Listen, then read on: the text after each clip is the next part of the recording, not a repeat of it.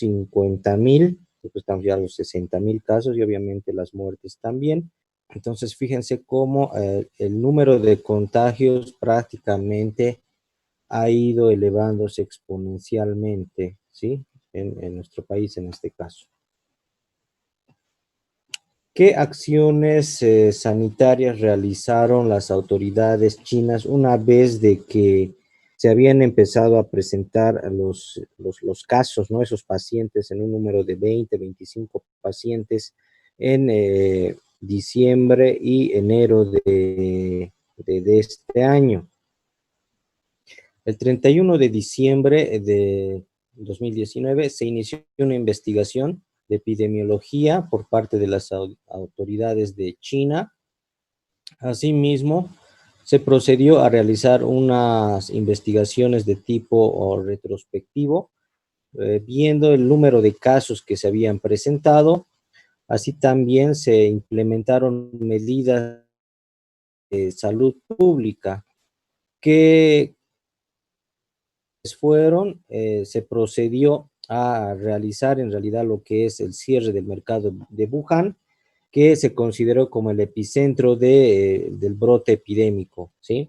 Para llevar a cabo investigaciones de saneamiento ambiental y desinfección. Se realizó también actividades de comunicación pública por los riesgos que conllevaba esto para mejorar la conciencia de la población y adoptar las medidas de autoprotección.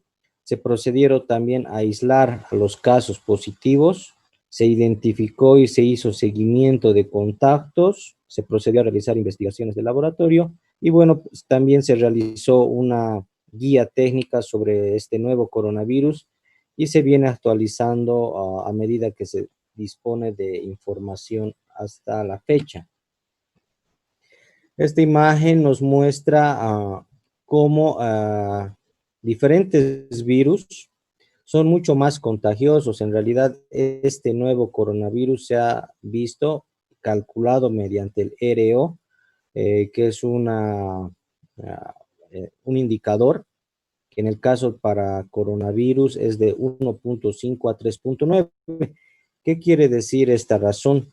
En realidad, que una persona una vez que se contagia de coronavirus puede contagiar entre una persona y 4 personas más. Pero ha estado circulando en la población mundial y de que son mucho más contagiosos que el COVID.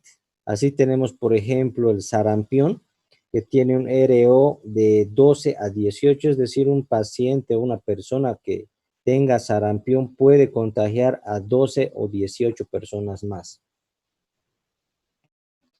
Lo mismo sucede con la polio, que tiene una capacidad de contagiar entre 5 a 7 pacientes.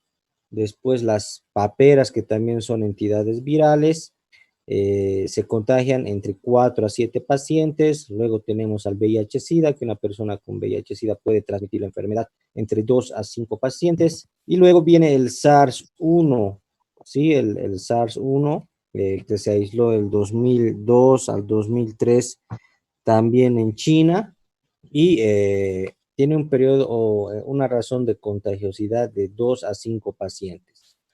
Luego viene la gripe estacional o influenza H1N1, que se puede transmitir entre 2 a 3 pacientes. Y después recién está este nuevo coronavirus, ¿sí? El SARS-2, que tiene un RO de 1.4 a 2.5, es decir, entre 1 a 3 pacientes se puede transmitir.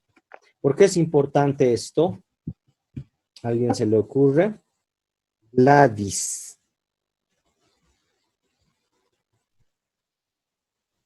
Padilla. Sí, doctor. ¿Por qué crees que es importante saber qué tan contagioso, virulento puede ser este virus? Y imagínate que el virus de la gripe H1N1 es mucho más contagioso que este nuevo coronavirus. Pero ¿cuál será la importancia actualmente?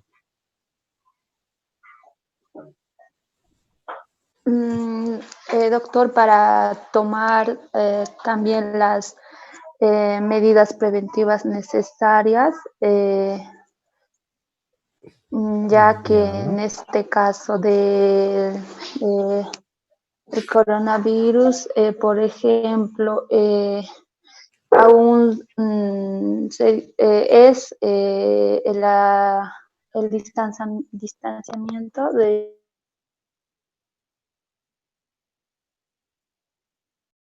zona con la otra entonces aún se permite más o menos nos podía ayudar para tomar más que todo la parte preventiva, doctor. Ya está bien, has hablado de medidas de prevención.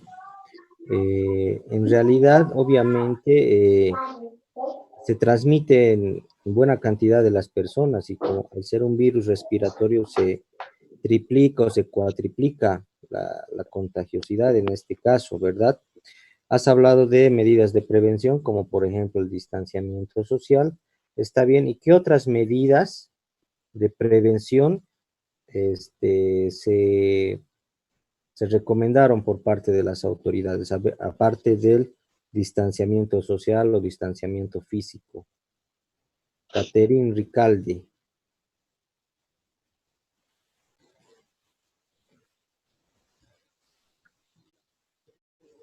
No hay problema. ¿Cuál? ¿Dígalo? Está ahí, creo, en ese cuarto.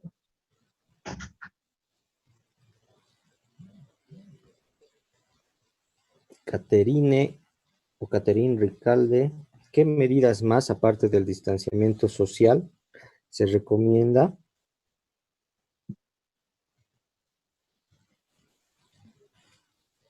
Que las calles evitar tocar cosas o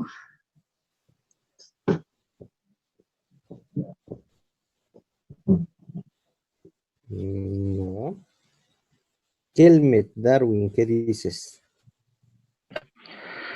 Ya, al momento de salir a la calle, evitar tocar cosas, como dijo la compañera, también evitar tocarse la cara cuando estamos en la calle, sobre todo usar cubrebocas o barbijo, usar alcohol en gel y ni bien llegamos a la casa o algún establecimiento, tratar de lavarse las manos con agua y jabón. Ya has hablado de los cubrebocas o barbijos o tapabocas o le llaman algunas personas. Anteriormente, en marzo, abril, la OMS no recomendaba el uso masivo de los barbijos. ¿Por qué será? Cintia Canasa. ¿O sí recomendaban? Doctor, los barbijos, si no me equivoco, tienen que usar las personas ya contagiadas, porque son las que van a transmitir. Ya, eso es lo que decía la OMS, ¿verdad? Que solamente pacientes enfermos o personal de salud tenía que utilizar barbijos. Sin embargo, eso se cambió y se cambió al uso masivo de barbijos, es decir, que tanto las personas enfermas o no enfermas tendrían que utilizar barbijos. Esto se vio porque en algunos países donde se ha controlado la pandemia, por ejemplo en Corea del Sur o Noruega, algunos países del norte europeo, Finlandia, determinaron estas estrategias, ¿sí? Porque en realidad al utilizar masivamente los barbijos, disminuyes el riesgo, ¿sí? No te garantiza obviamente que tal vez no te vas a enfermar, pero te garantiza el riesgo o te baja el riesgo de transmisión. Sumado esto al lavado de manos frecuente que mencionaban, el distanciamiento social o físico, la cuarentena en realidad que estamos actualmente pasando, por eso estamos en clases virtuales, ¿verdad? Entonces son medidas que te ayudan a disminuir la transmisión viral. En este caso, te evitas en el RO que les mostraba en las diapositivas, disminuir la cantidad de contagiosidad a la gente. Es decir, si contagia una persona de 1 a 3, con estas medidas disminuyes más ese RO, ese valor de RO. Bien, continuemos.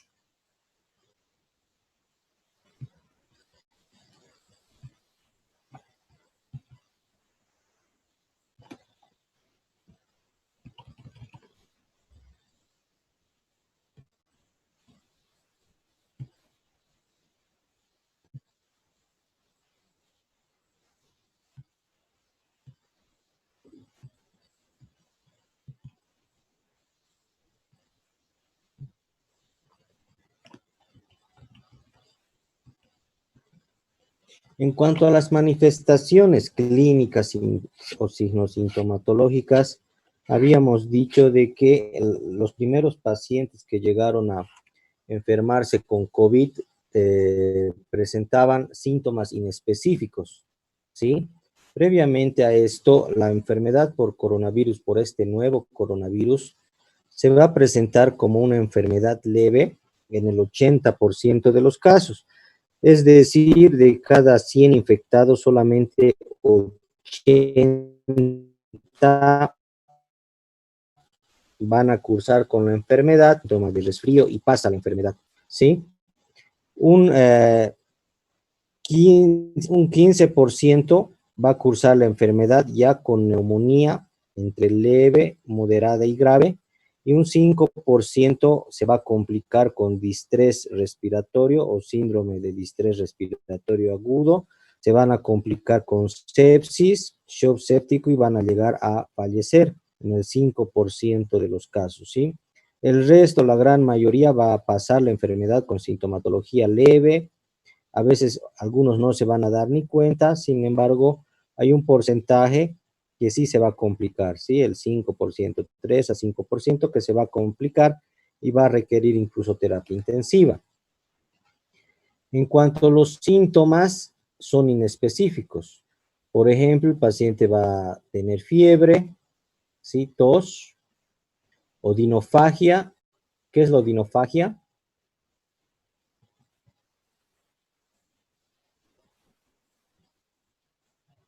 Dolor al tragar. Ya, dolor al deglutir, al tragar, ¿verdad? Fagia o fagos, deglutir, tragar, odino, dolor, ¿sí? Van a tener congestión nasal, malestar general, cefaleas o dolor de cabeza y mialgias. Como pueden darse cuenta, todos estos síntomas son inespecíficos, es decir, te puede dar tanto por una simple gripe, un resfrío, o incluso también en el dengue, ¿sí? Cursas con los mismos síntomas. Como pueden ver, no hay nada específico. Cualquier enfermedad viral te puede dar estos síntomas. De ahí que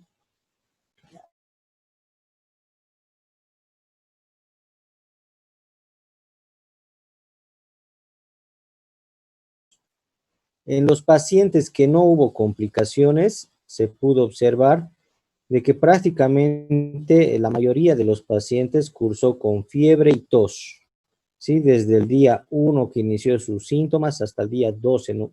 Más o menos, cursaron con fiebre y tos. Algunos presentaron disnea a partir del día 6 al día 19 y se empezaron a complicar ya con signos de sepsis, neumonía, algunas otras infecciones, al día 9 de iniciados los síntomas.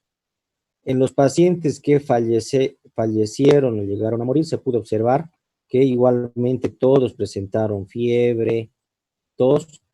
Sin embargo, las complicaciones llegaron a partir del día 10, ¿sí? Luego, en el día 12, más o menos, la mayoría se complicó con síndrome de distrés respiratorio.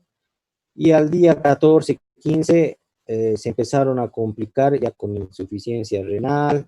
Algunos se complicaron con patología cardíaca y llegaron a fallecer el día 19 de iniciados los síntomas, ¿sí? ¿Por qué es importante esto? Ustedes se acuerdan que al inicio de la pandemia, por ejemplo, cómo se catalogaba a las personas sospechosas de COVID. Ahora, en la etapa de la pandemia que estamos, ya hay una transmisión viral en la comunidad, hay una transmisión sostenida. Sin embargo, cuando no había casos, ¿cómo se tipificaba o catalogaba a un paciente que era potencialmente sospechoso? ¿Qué criterios había? Rolando. O sea, ¿qué síntomas presentaba, doctor? Sí, digamos, te venía un paciente con fiebre, dolor de garganta, cefalea, ¿y tú cómo hacías para descartarlo o para confirmarlo como COVID antes de la pandemia, antes de que haya los primeros casos en Bolivia? Mm, ¿Cómo creen que se hacía? ¿No era pacientes sintomáticos y asintomáticos, doctor? Ya, sí, pero cuando no había casos, ¿recuerdan el primer caso de la señora que llegó de Italia a Santa Cruz y luego en Oruro se reportaron? ¿Cómo se diagnosticaba cuando no había muchos casos, cuando no se había desbordado todavía la enfermedad, la pandemia? Se preguntaba, creo que si había viajado al exterior. Ya. Paciente que tenía un nexo epidemiológico, es decir, paciente que provenía de de esos países que había casos, ¿no? China, si habías llegado de China, de Italia, de España, y tenías estos síntomas, te catalogaban como sospechoso, ¿verdad? Entonces,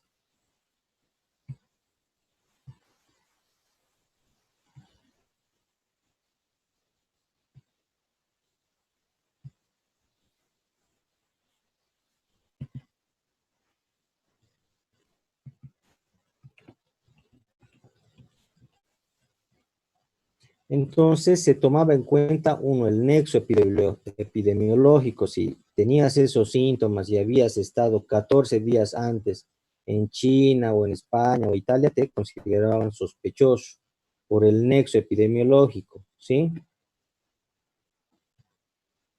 Pero ahora que el virus está circulando, ya sea en su barrio, en Sucre, no sé, están en Santa Cruz, Cochabamba, Oruro, prácticamente todo el país, ¿verdad? Está teniendo circulación viral.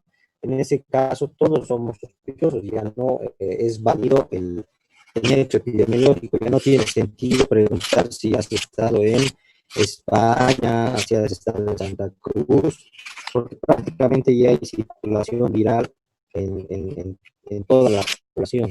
¿Sí? Bien. Como les decía en las anteriores clases, ya adentrándonos a lo que es el estudio de los coronavirus, vemos de aquí el SARS-1, por ejemplo, tiene como reservorio animal los murciélagos.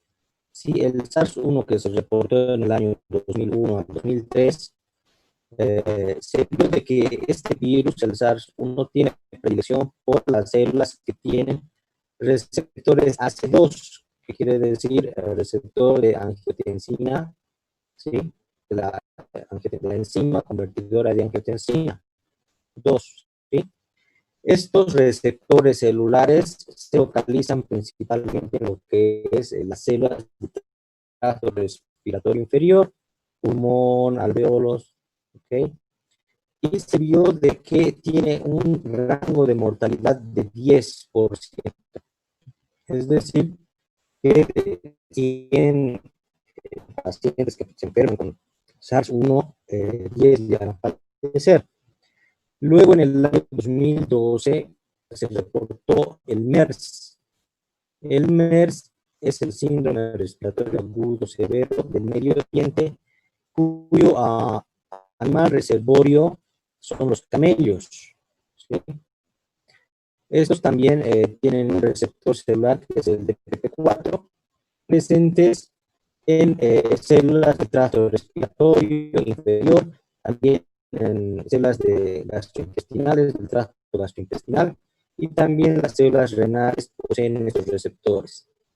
Tienen porcentaje de mortalidad mucho mayor, 34%, es decir, de las 100 personas infectadas, 34 llegan a fallecer.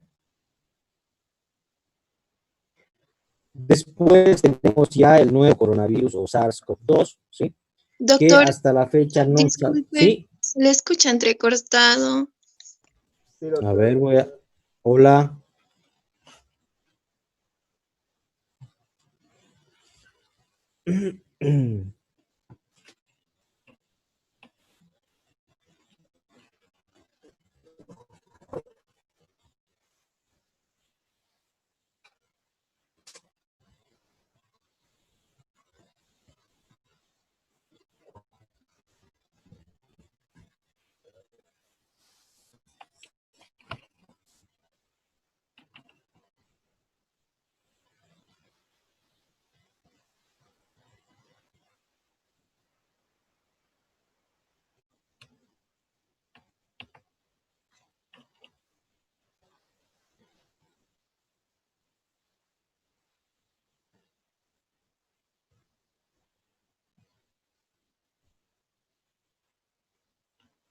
Ahora sí.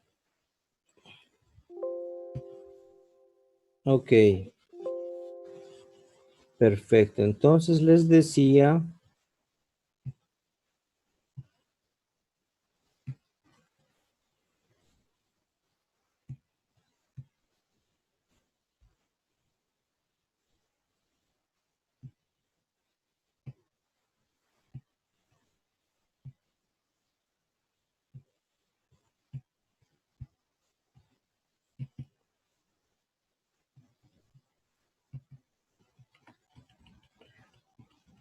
Les decía de que hay diferentes reservorios animales. En el caso del SARS-1, se ha reportado que los animales reservorios transmisores serían los murciélagos. En el caso del MERS, se ha reportado que son los camellos, ¿sí? Los reservorios del virus.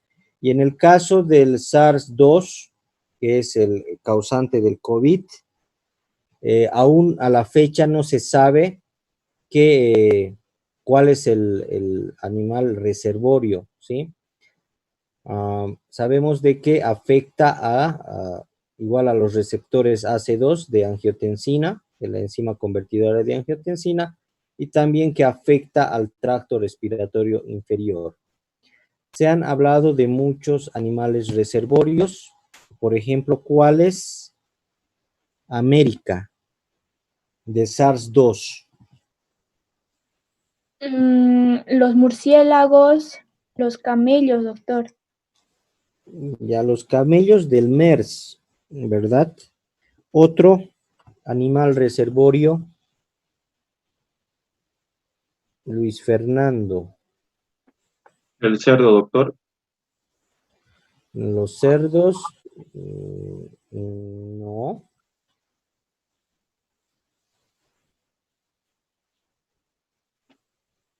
Se creía que también los perros, doctor, pero no fue cierto. Ya se creía, pero no. De otros animales, ¿se ¿Las acuerdan de? serpientes, doctor? Ya, se habló de las serpientes, igual que en el mercado de Wuhan. Recuerden que es un mercado de mariscos y también donde se vendía animales exóticos, ¿no? Y los chinos, como habíamos visto, comen de todo lo que se mueve, creo que decían, y se creía de que también se habría transmitido la enfermedad de esta manera, pero igual se llegó a descartar. ¿Recuerdan de los pangolines?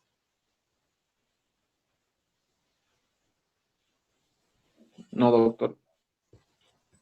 Los pangolines son una especie, ¿conocen los quirquinchos? Sí, doctor. Son parecidos a esos, ¿no? Los pangolines son originarios de Asia y también se creyó que eran el animal reservorio del virus, del SARS-2. Sin embargo, igual, hasta la fecha se ha llegado a descartar. A la fecha no sabemos cuál es el animal reservorio del virus. ¿Está bien? También se habló de las civetas. ¿Alguien conoce las civetas? No, doctor. Ya. Las civetas son una especie de gato montés que igual solo se lo encuentra en Asia. Sí, igualmente se estudió, pero igual se descartó como el reservorio. Entonces, actualmente no sabemos cuál es el reservorio animal transmisor del virus. Aquí podemos ver a su izquierda, por ejemplo, del SARS-1, que sí se sabe que es el reservorio natural de los coronavirus, de muchos coronavirus, ¿sí? Principalmente son los murciélagos. Hay algunos roedores que transmitieron a la vaca, por ejemplo, ¿sí? Y son causantes de enfermedad por coronavirus OC43. De el MERS saltó igual del murciélago al camello y este infectó a los humanos. Causa también en animales enfermedad por coronavirus, el 229E, ¿sí? Que es vamos a ver más adelante, es una subfamilia de coronavirus. Y actualmente no conocemos el huésped, en realidad el reservorio intermediario para el SARS-1, ¿sí? Bien.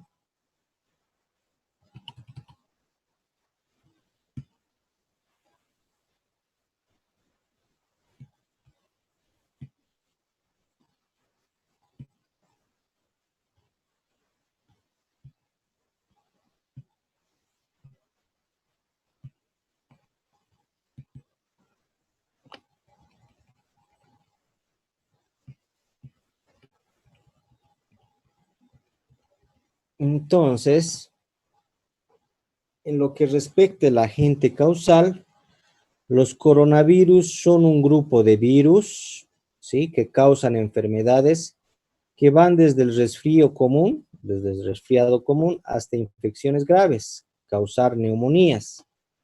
Existen 4 subgrupos principales, ¿sí? Que son los alfa coronavirus, los beta coronavirus, los gamma coronavirus y los delta coronavirus. En lo que respecta a las enfermedades que afectan a los humanos, todos son causados por beta coronavirus, ¿sí? Entre los coronavirus que infectan a humanos más comunes tenemos el 229E, que es un alfa coronavirus, el NL63, que también es un alfa coronavirus, y el OC43, que es un beta coronavirus, el HKU1, que también es un beta coronavirus. Todos estos coronavirus causan enfermedad humana, pero no es letal, ¿sí? Cursan como resfriados y no hay mortalidad.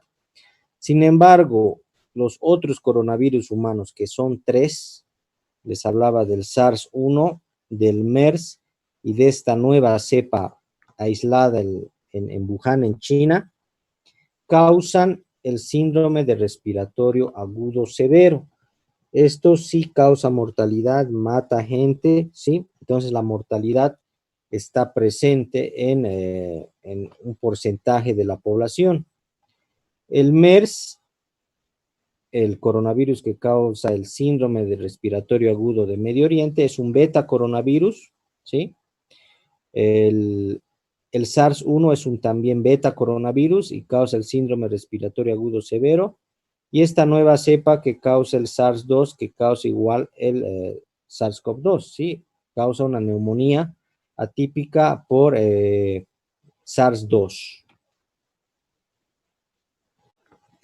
Los coronavirus son zoonóticos, es decir, que se transmiten al hombre de diferentes especies animales. Como habíamos dicho, la transmisión principalmente es de la mayoría de los coronavirus a través de los murciélagos, ¿sí? Y otros animales que estaba en la anterior diapositiva.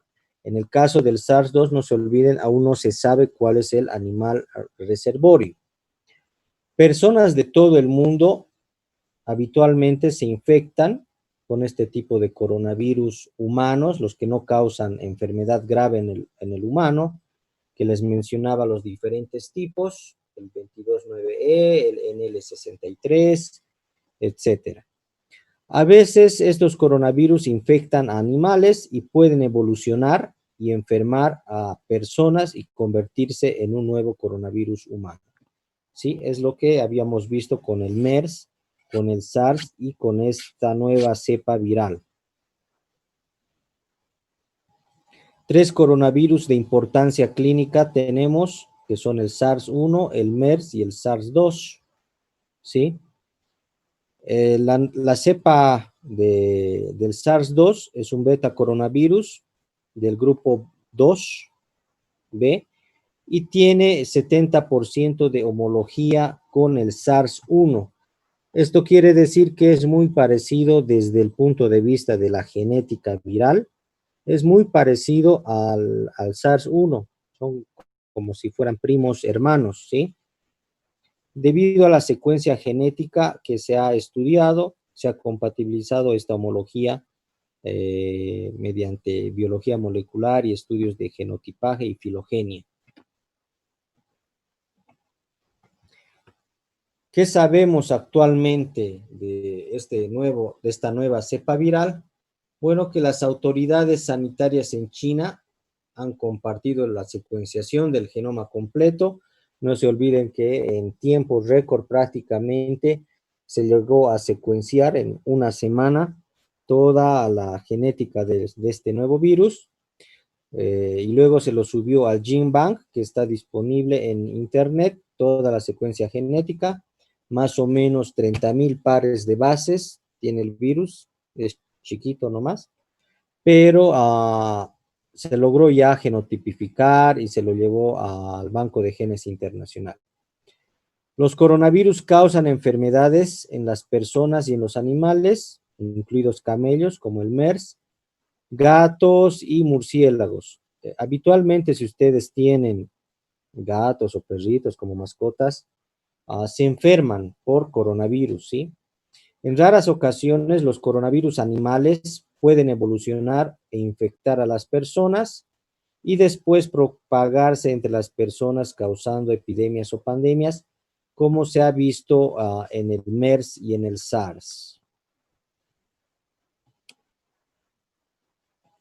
Muchos de los casos que se dio en el mercado de Wuhan, en China, en la ciudad de Wuhan, tenían antecedentes de visitar el mercado. Sin embargo, algunas personas, después de que se realizaron estudios de epidemiología, se vio que algunas personas no habían asistido al mercado de Wuhan y llegaron a reportarse positivos. ¿Por qué creen que o a qué podría haberse debido esto?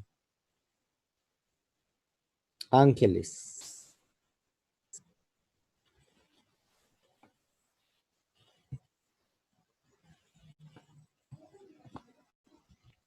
Doctor, ¿podría ser que el infectado ya ha caminado por todas partes y ha infectado a otros antes de que se reporte el caso en ese mercado?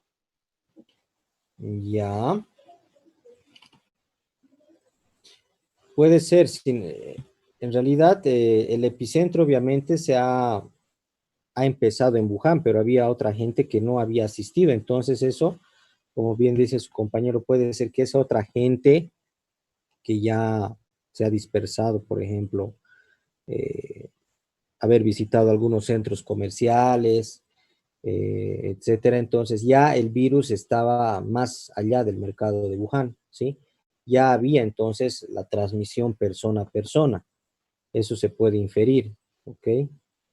No es que como algunas teorías de la conspiración hay de que, digamos, se habría creado en laboratorio y solamente lo habrían puesto, digamos, en el mercado para que se disemine, ¿sí?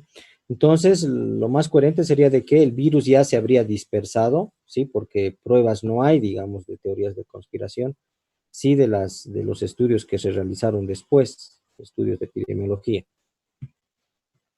Bien.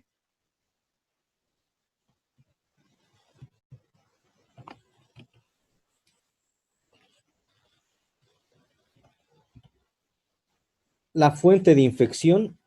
Falta conocer en el brote de este nuevo coronavirus, cepa 2019, la fuente de infección. No sabemos en realidad el origen, el paciente cero que ha iniciado toda la pandemia. Tampoco sabemos aún del reservorio. Como ustedes han visto, se habla de los murciélagos, se habla de los pangolines, se ha hablado de serpientes, pero aún no se ha encontrado el reservorio natural de la enfermedad. En cuanto a lo que es el modo de transmisión o las vías de transmisión, ¿cuáles son? Cristina Marian.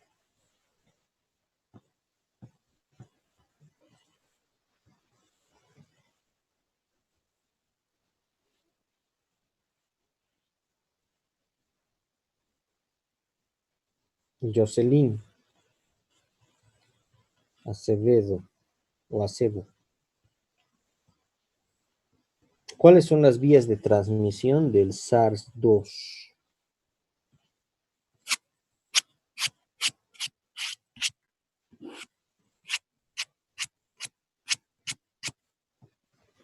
Doctor, es respiratorio por la boca y la nariz y por los ojos. Ya, uno, transmisión respiratoria por las gotas de flujo. Por eso utilizamos tapabocas o barbijos, ¿sí? La vía conjuntival, si es que paciente infectado con coronavirus te puede estornudar, o si no estornudas, a veces la gente tiene la mala costumbre de no taparse la boca, ¿verdad? Entonces estornuda y esas gotitas de flujo llegar a alguna superficie, algún mueble, algún picaporte y tú tocar eso y llevarte inconscientemente a los ojos, ¿sí? Y de esa manera se puede transmitir. Otra vía de transmisión reportada o reportado.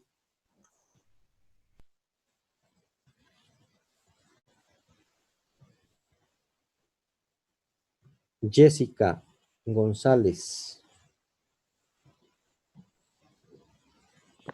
Doctor, la última vez, si no me equivoco, la OMS dijo que también se podría transmitir por el aire. Ya, sí. Por el aire a través de los aerosoles. Si recuerdan, y justamente al principios de la epidemia en marzo, la OMS por eso recomendaba de que no todo el mundo utilice barbijos, porque estos aerosoles solamente estaban presentes en pacientes que tenían por ahí que realizarles alguna intubación en terapia intensiva. Sin embargo, ahora se sabe que esas gotículas que se estornudan en realidad los pacientes o la gente genera aerosoles en espacios cerrados, ¿sí? Menos de 5 micras, y estos aerosoles sí estarían suspendidos durante una hora, ¿sí? Una hora más o menos a 3 horas en ambientes cerrados, ¿sí? Entonces, esa sería otra vía de transmisión, la vía aérea. Una hemos visto la vía respiratoria, la vía aérea y otra vía de transmisión que no está tan bien reportado, pero se ha hablado también de eso.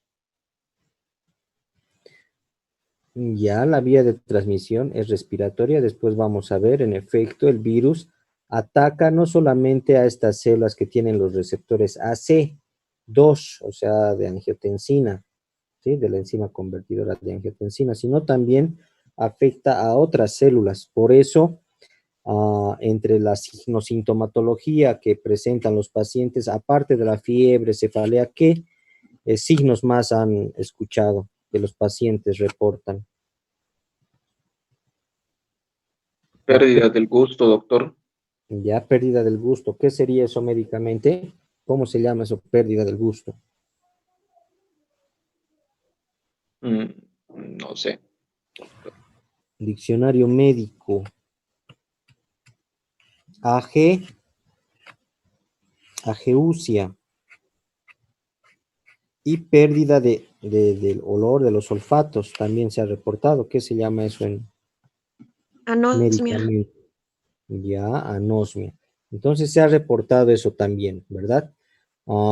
Entonces, entre las vías de la vía respiratoria afecta diferentes células. Vamos a ver más adelante el virus, ¿sí? Por eso la pérdida del olfato, porque también afecta a las células o se replica en células olfatorias, ¿sí? El virus y también incluso al bulbo, lo que mencionaba Ana, porque hay un neurotropismo, hay algunas células nerviosas que también son atacadas por el virus. Otra vía de transmisión, ya hemos visto, ¿cuál? Ya, no está bien reportado, sin embargo está relacionado, por ejemplo, se ha visto estudios que pacientes eliminan virus, algunos pacientes, no en todos, por la materia fecal. Entonces la vía de transmisión igual se había reportado, pero se ha visto de que no es en todos los pacientes, ¿sí? La eliminación por las heces de gran cantidad de carga viral. Entonces se había reportado esas 4, pero oficialmente tenemos 3, la vía respiratoria, la vía aérea y la vía a través oral, ¿sí? Por la saliva, cuando comparten vasos, algunas personas comparten, por ejemplo, de las botellitas chiquitas, ¿verdad? Esas personales a veces están compartiendo, entonces también sería una de las vías, la vía oral. Y la fecal se da también, pero en algunos pacientes, no es en todos, ¿sí? Entonces estaría reportado como algo también a tomar en cuenta. ¿Preguntas? ¿Se entendió hasta aquí? Sí, doctor. Bien, entonces vamos a continuar mañana, ¿está bien? Vamos a quedar acá.